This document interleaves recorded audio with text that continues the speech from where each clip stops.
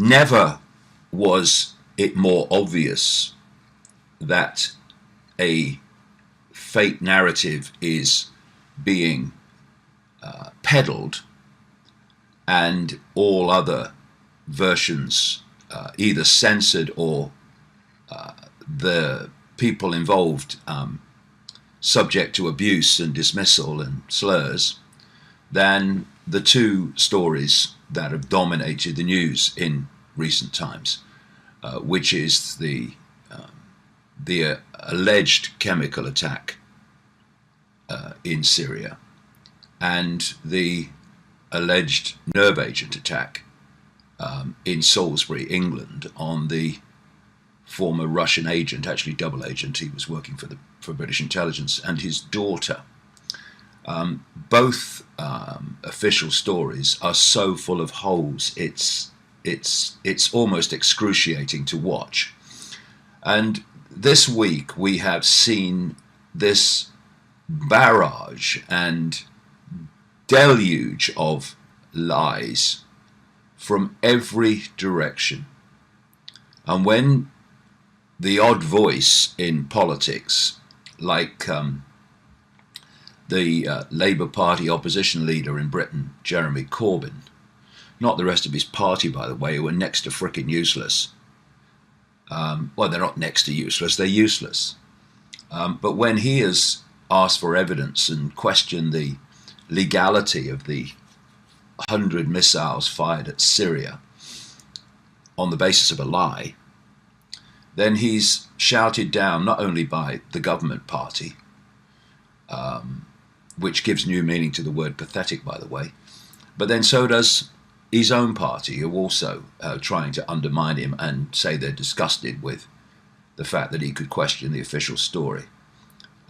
This is the Labour Party in Britain that was officially created to challenge the establishment and to represent working class people who were being, and still are, abused by the establishment. But of course what happens is they get sucked in, and we now have a Labour Party, apart from one or two members more at the core, that has been absorbed by the establishment, has become the establishment. And that was so easy to see this week as Labour Party opposition, quotes, working class representatives, what a joke, members of Parliament, said, well, yeah, we should have been consulted before Theresa May, the Prime Minister, agreed to go with Trump and fire those missiles at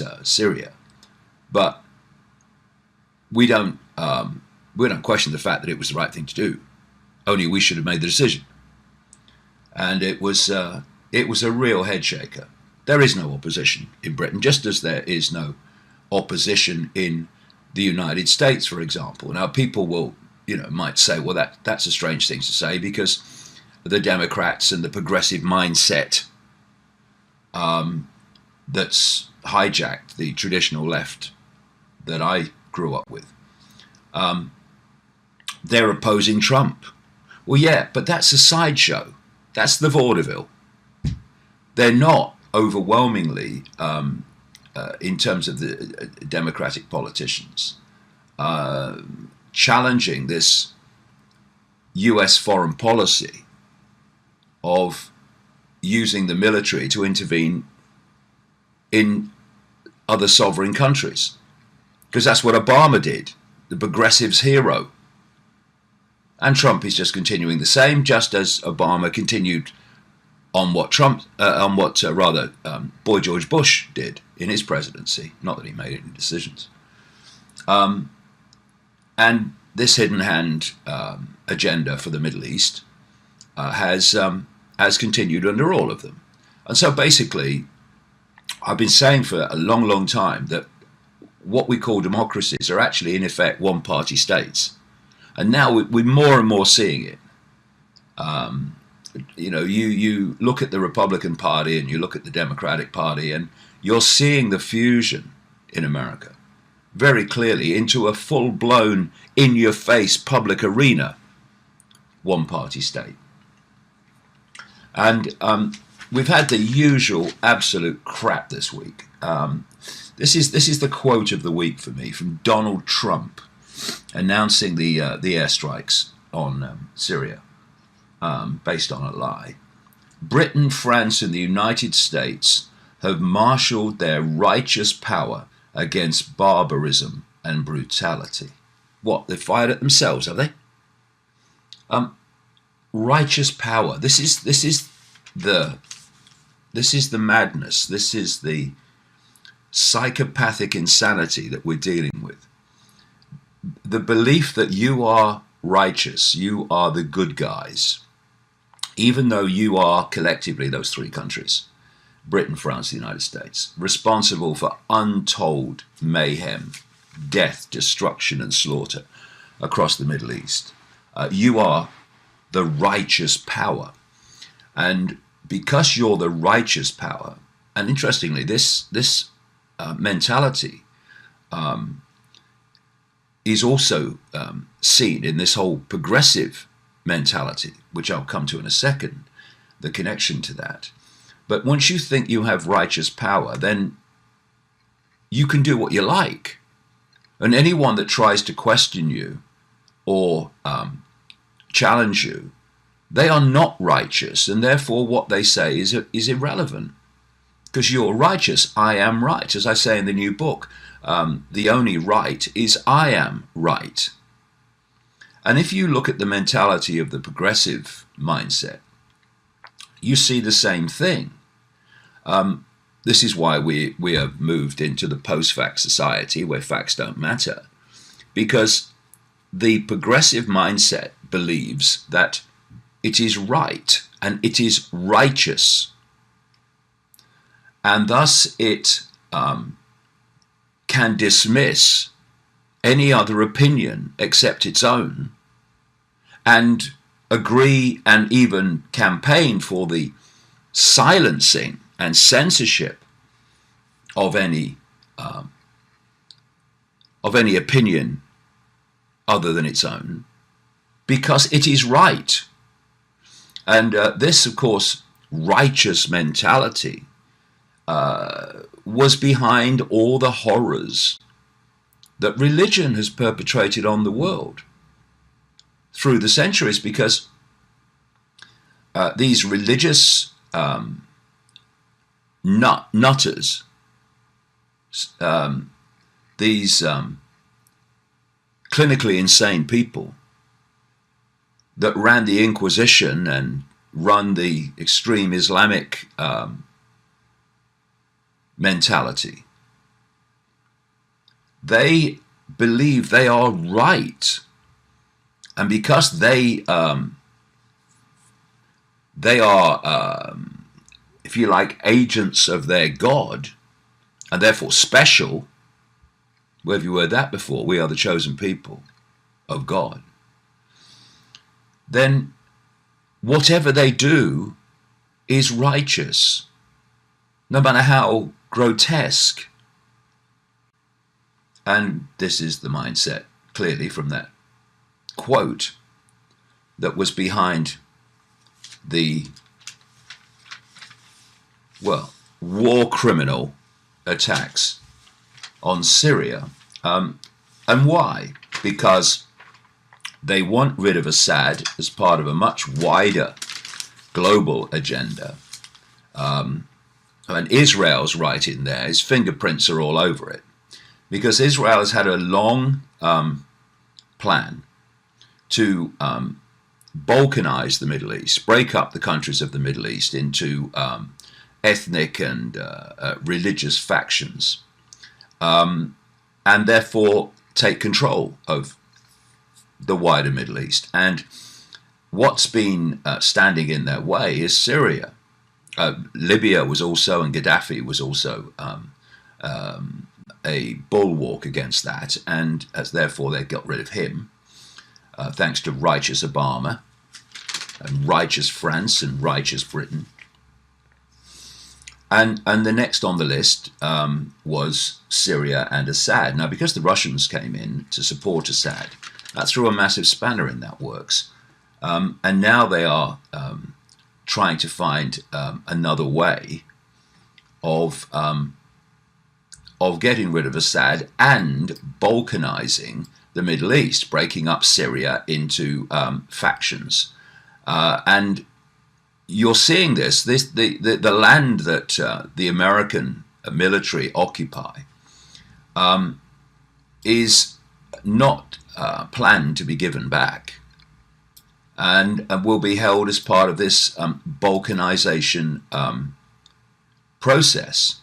And it's also not without or not a coincidence that the area of Syria occupied by the American military and its allies just happens to be where most of the Syrian oil and water supplies are, and control of that area obviously has a major impact, therefore, on the ability of the wider Syria and the Damascus-based Syria to function, which is the whole idea.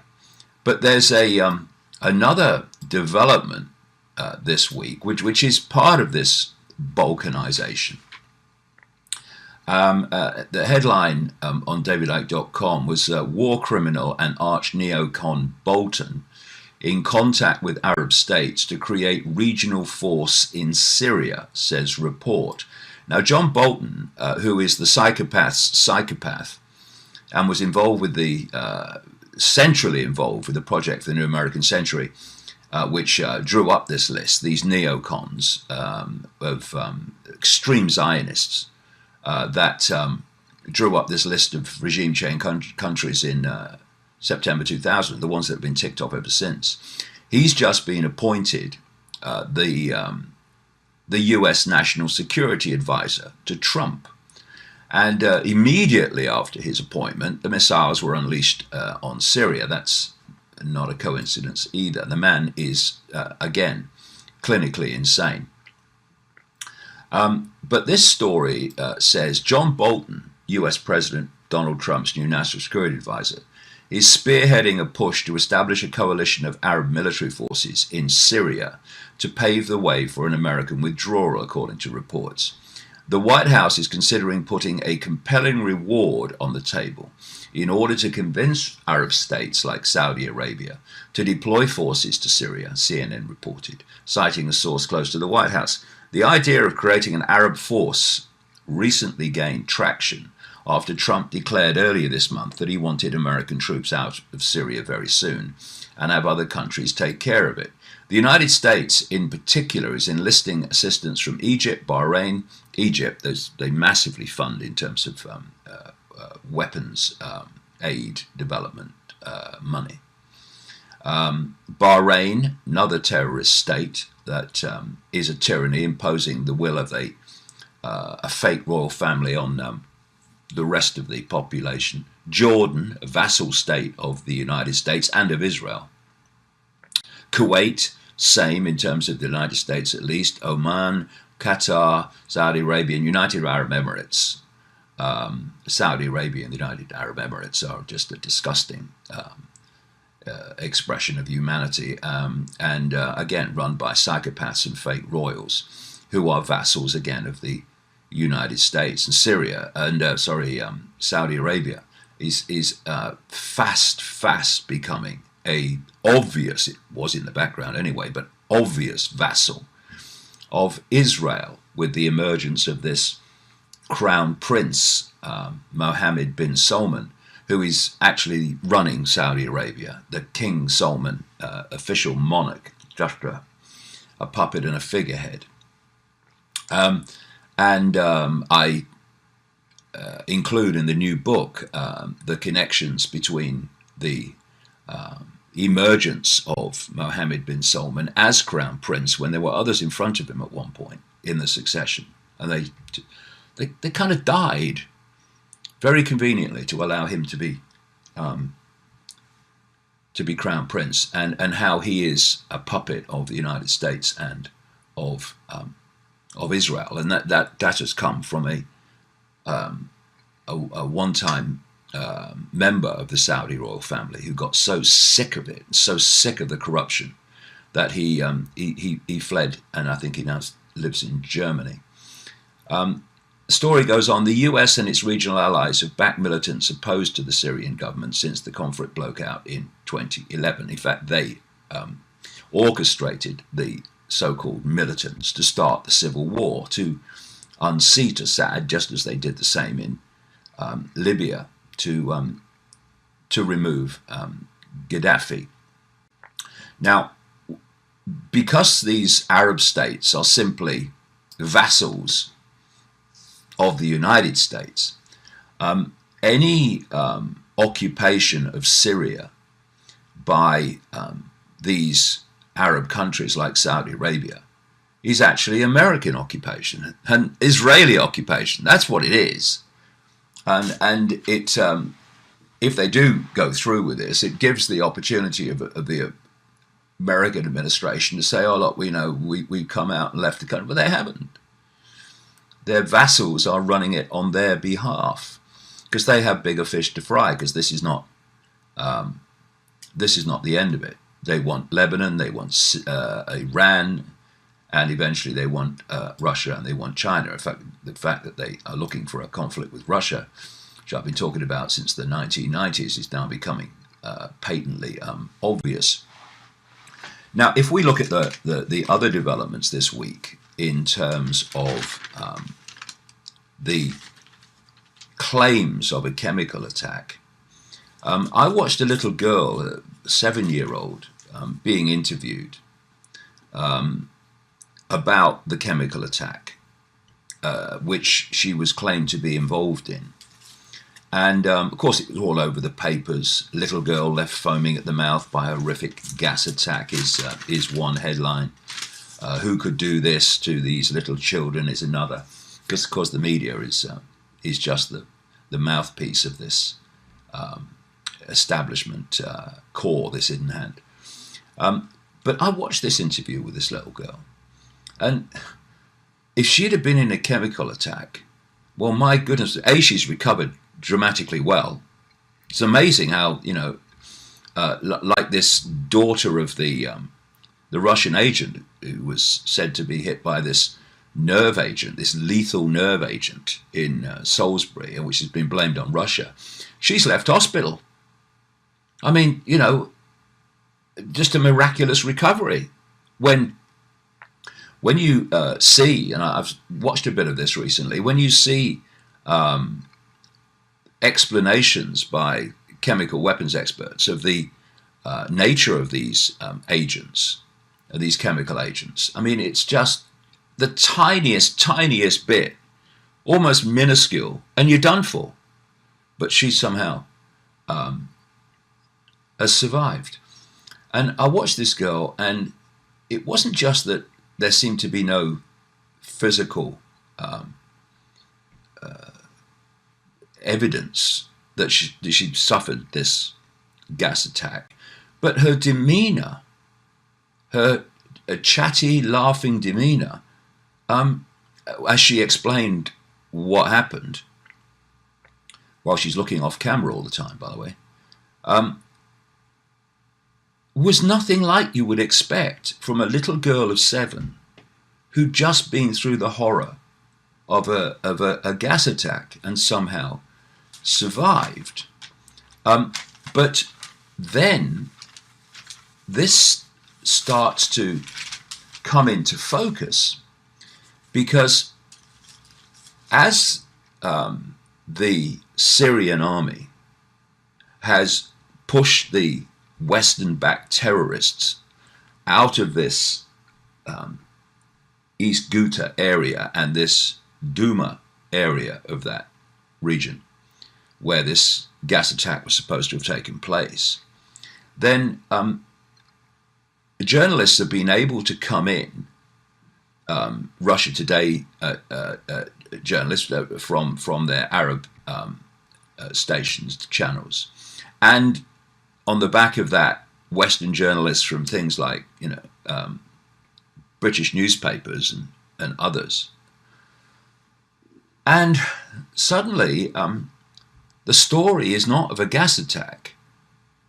And this is quite consistent. You know, I've watched interviews with witnesses, I've watched interviews with doctors on different channels and quoted by different sources. And there's a very big consistency in what they're saying, which fits the whole thing. And that is that a bomb did drop about that time, but it wasn't a chemical bomb, a chemical weapon. It was horrible as it is anyway. It was a regular bomb, shall we say. And it created a dust storm.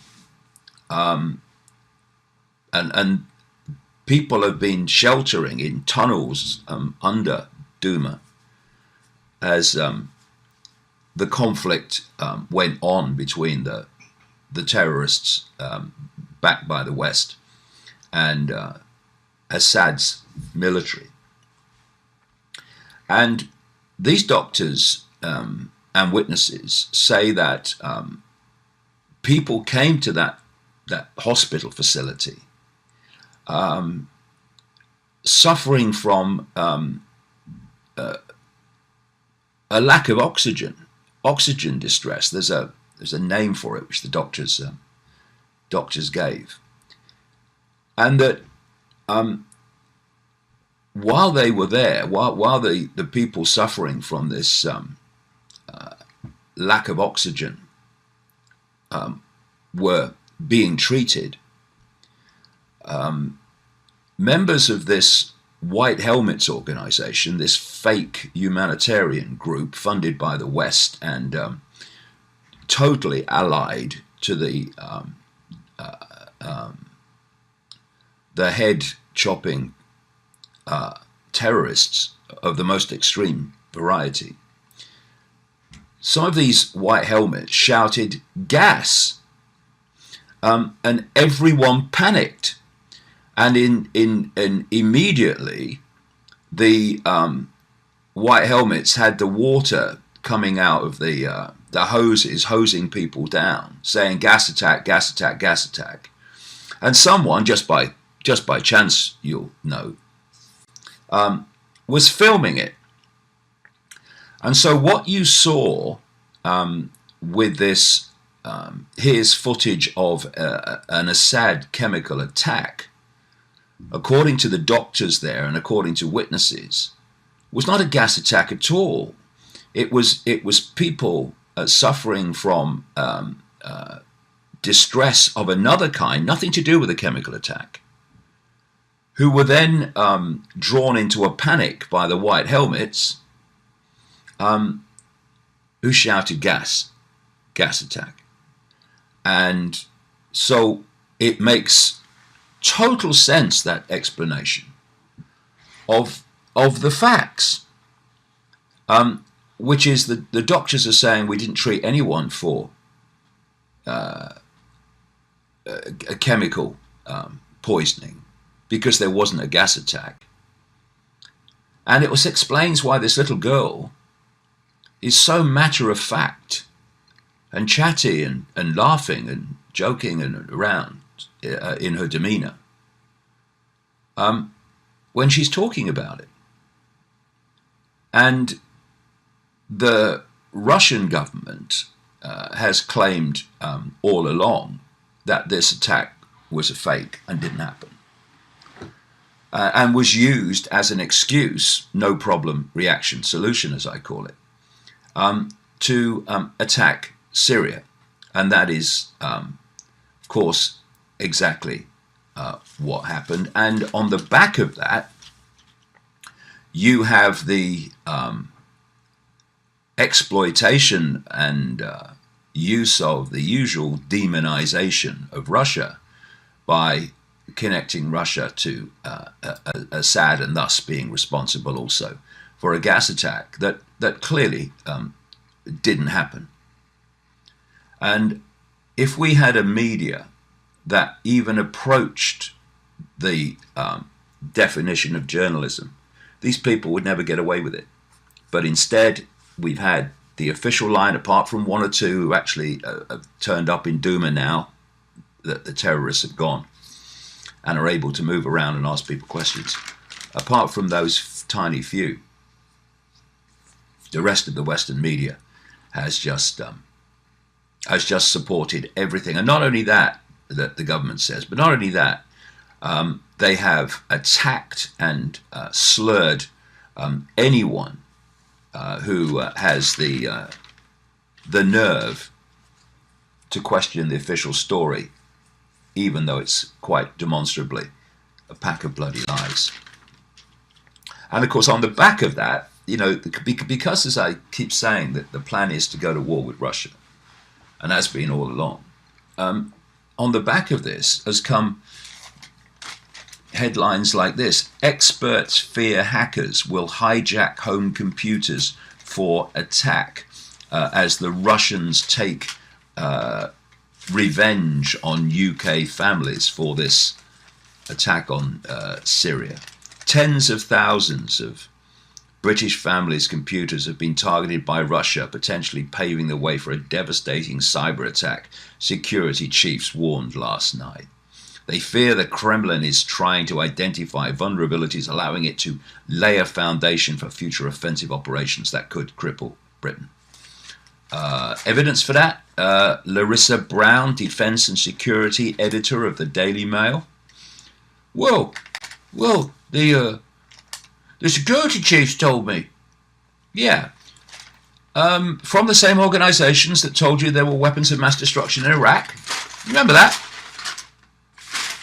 Pathetic. Russia waging a cyber war against our banks, energy and hospitals. Woo! Putin's hackers could target National Health Service and our homes. Oh, commentary. Mark Almond. Oh. And then there's this guy, Max Hastings, who is, for a long, long time, in fact, most of his life, has been under the illusion that he's a journalist. And because you write for national newspapers for a long time, you're considered, oh, no, he's a major journalist. No, he's not. Whenever I read his stuff, I shake my head. It's so inane in terms of being completely at odds with what's really happening. And he's written a piece this week. It's truly terrifying how many swallow Putin's lies. Oh, really? But you, Mr. Hastings, fake journalist, are quite happy to swallow Trump's lies and Theresa May's lies and Macron's lies, this little boy in short trousers who staggeringly is president of France. And that's not a problem.